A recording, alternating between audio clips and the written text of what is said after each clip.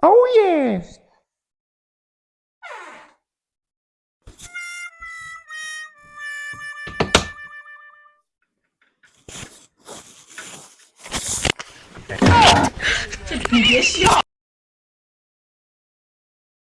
مش دقيقة سكرني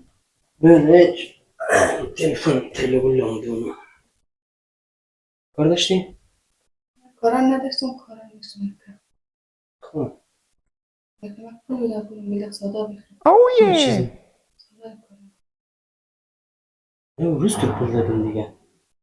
خلاص شدی و خسته نبودی و خلاص من دیگه پول ندارم بخور درست که پول دادم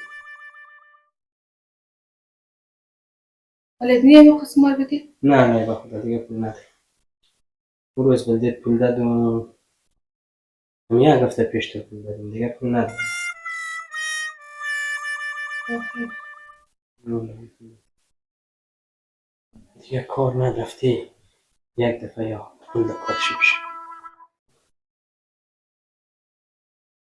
باش تو ما پول پیدا نه پول کجای پول نمیدیم ما جاشون فهمم ده کجای پیدا نه پول کجا شده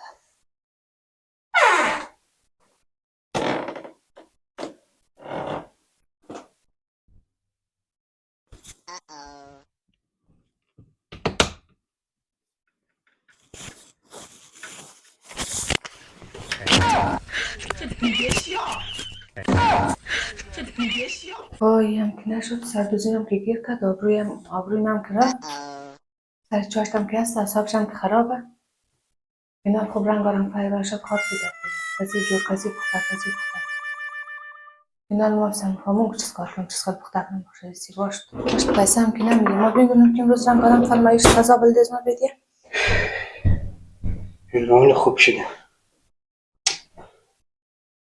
خدا اینا دست جیب دم دراز من خسکری و دوزیری یاد گرفته اینا بیا کنم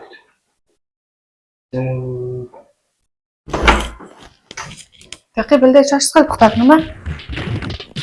قابلی پخته کنم چاش کردیم قابلی چاش کار پخته کنم نانی گرم هم رایش پختنی بلدیم نانی گرم فهمیدی؟ نانی گرم هم رایش پختنی بسه نال به خدا خوب شده نال بیا پره کن